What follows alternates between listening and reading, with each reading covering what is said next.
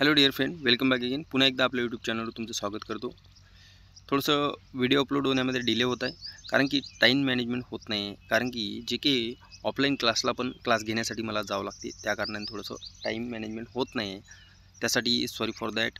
तर आता जे की राजकीय घडामोडी आपण आणि आर्थिक घडामोडी डिटेलमध्ये बघितल्या, त्यानंतर संक्षिप्तमध्ये बघितल्या, ती व्हिडिओ आपण अपलोड केलेली आहे. ते जर तुम्ही बघितले नसेल, तुम्ही सिक्वेन्सनुसार प्लेलिस्ट आहे आपल्याला, तुम्हाला आपल्या यूट्यूब चॅनलवर प्लेलिस्ट मिळेल. सिम्प्लिफाईड इयरबुक 2024 सर्च केलं तरी मिळेल तुम्हाला.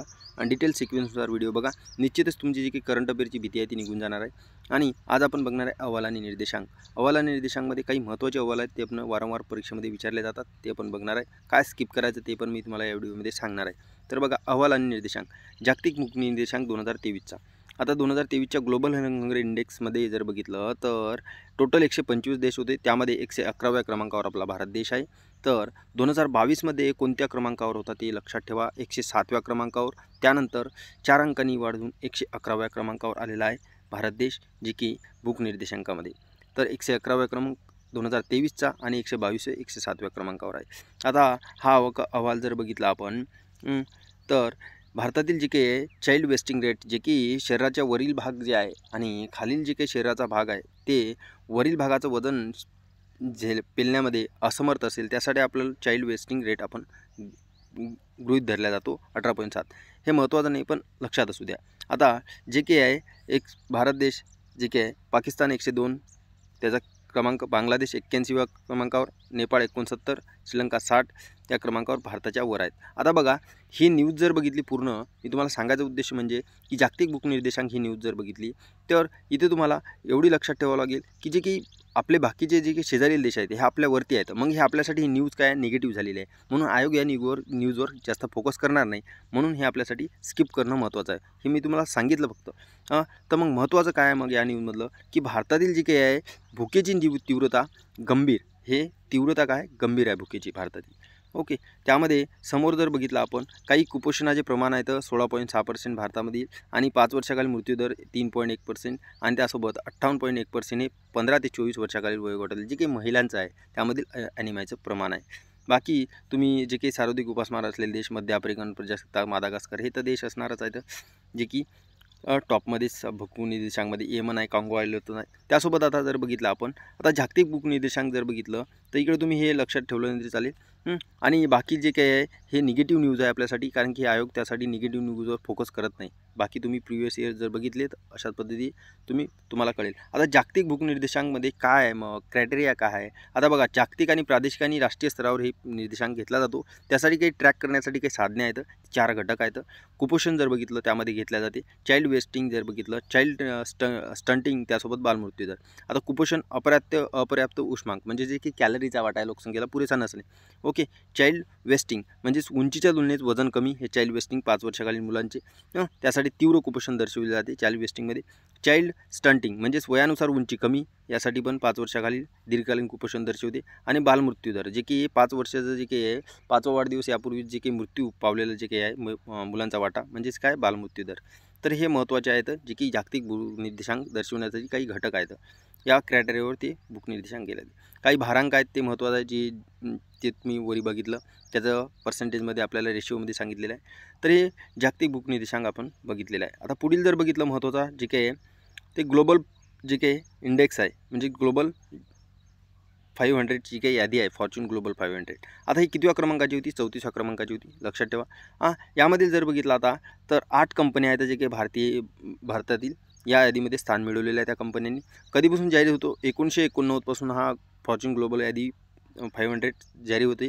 आणि पहिल्या 5 कंपन्या कोणत्या मग, आता बघा, 34व्या क्रमांकाची 8 कंपन्या भारताच्या यामध्ये यादीत समाविष्ट झालेल्या आहे. 89 पासून हे जाहीर होते. आणि भारतातील जे काही 5 कंपन्या आहेत, म्हणजे की पहिल्या क्रमांकाच्या जे काही 5 कंपन्या आहेत कोणत्या. वॉलमार्ट ही जे बघितलं टॉप फॉर्च्यून 500 यादीमध्ये आहे, वॉलमार्ट अमेरिकेची. त्यानंतर सौदी अरामको UAEची, त्यासोबत स्टेट ग्रीड चीनची, ॲमेझॉन अमेरिका, आणि चायना नॅशनल पेट्रोलियम हे चीनचे आहे. तर यामध्ये चीनच्या 2 आहेत, अमेरिका 2, त्यासोबत UAE 1. तर भारतातील कंपन्या मग कोणत्या आहेत टॉपमध्ये जर बघितलं तर फॉर्च्यून 500 यादीमध्ये, तर रिलायन्स इंडस्ट्री 1 नंबरवर. 22-23चा आकडा तुम्ही लक्षात ठेवू नका, पण कोणत्या आहेत 8 कंपन्या लक्षात ठेवा. Reliance industry, Indian oil corporation, त्यासोबत भारतीय आयुर्मान महामंडळ, त्यासोबत oil and natural gas corporation, Bharat petroleum corporation limited, state bank of India, Tata Motors आणि त्यासोबत राजेट एक्सपोर्ट्स हे महत्त्वाचं आहे. हे 8 महत्त्वाचे आहेत. तुम्ही नजरेखालून घाला. तर बघा आता समोरील जर बघितलं निर्देशांक हे QS विद्यापीठ म्हणजेच काय जे की मानांकन आहे ते मानांकन विद्यापीठाची क्रमवारी लक्षात घेतली जाते 2024च्या. तर बघा IIT मुंबईने या क्रमवारीत प्रथम पहिल्या 150 संस्थांमध्ये स्थान पटकावलेले आहेत. ओके, QS मानांकन त्यामध्ये या IIT मुंबईने पहिल्या 150 संस्थांमध्ये प्रथम स्थान मिळवलेले आहे. त्यासोबत IITचा क्रमांक जर बघितलं तर तिने 23व्या स्थानाची झेप घेतलेली आहे. 149व्या क्रमांकावर स्थान पटकावले आहे पुणे IIT मुंबई.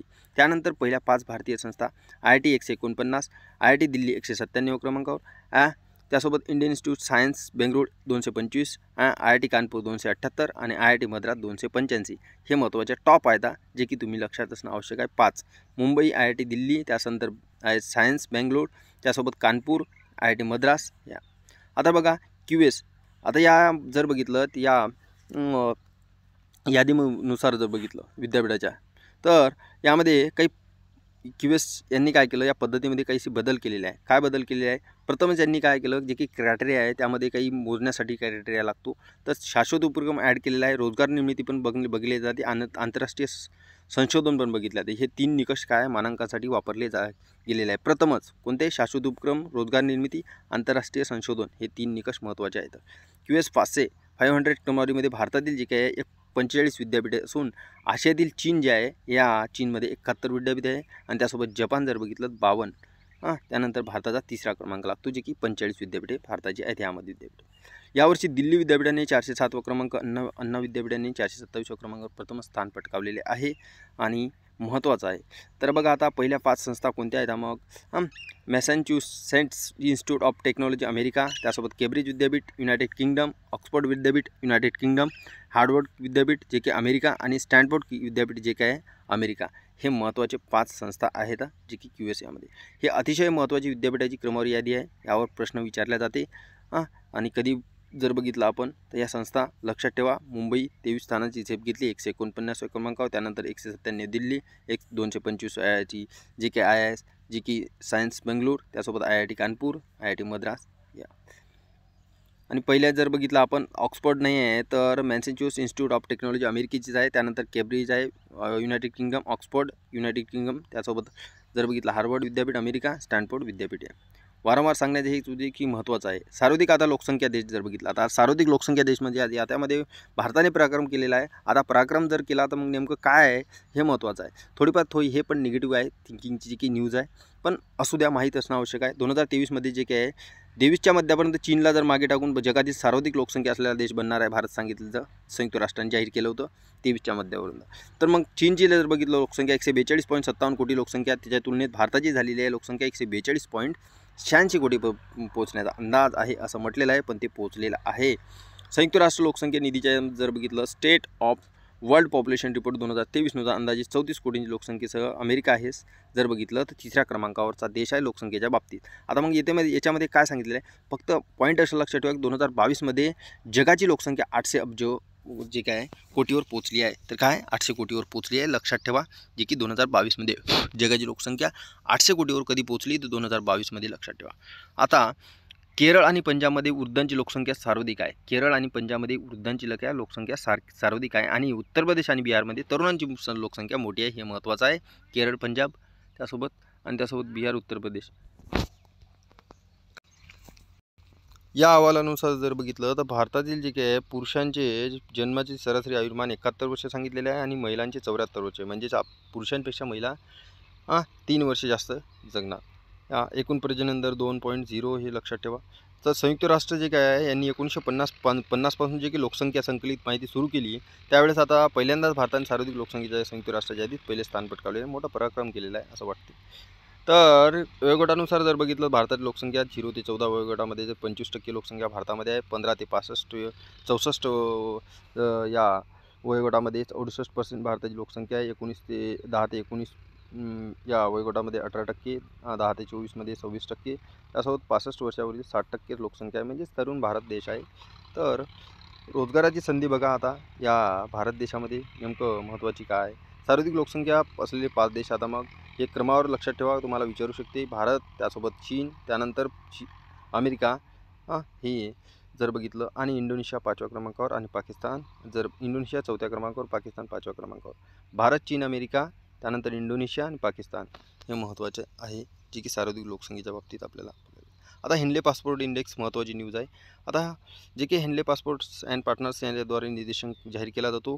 हा निर्देशांक आंतरराष्ट्रीय हवाई वाहतूक संघटनेने शेअर केल्यानंतर माहिती, त्यानंतर हे पासपोर्ट जारी केले जाते. आता 2023मध्ये भारत 80व्या क्रमांकावर आहे.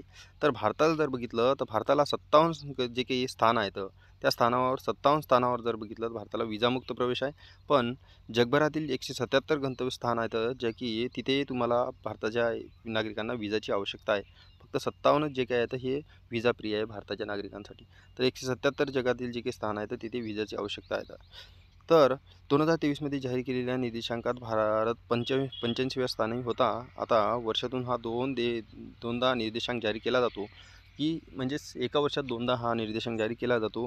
तर 2023मध्ये भारत हा जर बघितलं तर 85व्या स्थानी होता, लक्षात ठेवा. तर आता भारताबरोबर जे काय आहे, पश्चिम आफ्रिकेतील सेनेगल आणि टोंगो हे देश 80व्या स्थानी आहे. किती? 80व्या स्थानी आहे भारताबरोबर. कोणते कोणते आहेत मग भारताबरोबर? पश्चिमेतील सेनेगल आणि टोंगो हे देश विचारू शकते आपल्याला ऑप्शनमध्ये, की 80व्या स्थानी आहे भारताबरोबर. हेनले पासपोर्ट निर्देशांक 5 वर्ष अव्वल स्थानावर असलेलं जे काही जपान आहे, हा जपान पहिल्या स्थानावर आता 3ऱ्या क्रमांकावर गेलेला आहे. मग सिंगापूरवर जर बघितलं, हा पासपोर्ट यूजच्या बाबतीत जर बघितलं तर सिंगापूर हेनले पासपोर्ट जगातील सर्वात शक्तिशाली पासपोर्ट म्हणून आता सिंगापूरचा आहे, लक्षात ठेवा. जपान आता 3ऱ्या क्रमांकावर गेला आहे. 2ऱ्या क्रमांकावर न जाता 3ऱ्या क्रमांकावर. मग 2ऱ्या क्रमांकावर कोण आहे?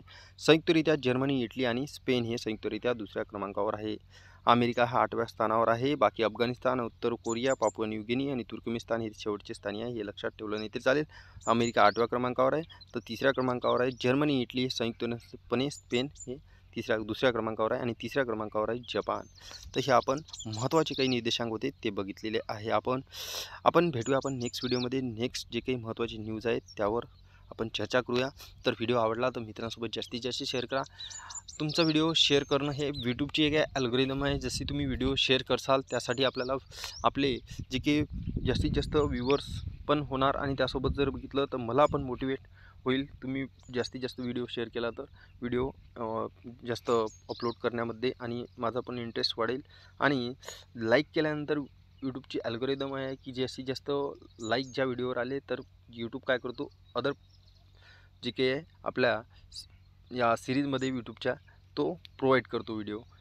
त्यामुळे लाईक करत जा मित्रांनो. लाईक केल्यानंतर तुमचं काही जास्त काही तुम्हाला एफर्ट घ्यावं लागेल नाही लाईक्स करण्यासाठी. तर thanks for watching this video. भेटू आपण नेक्स्ट व्हिडिओ.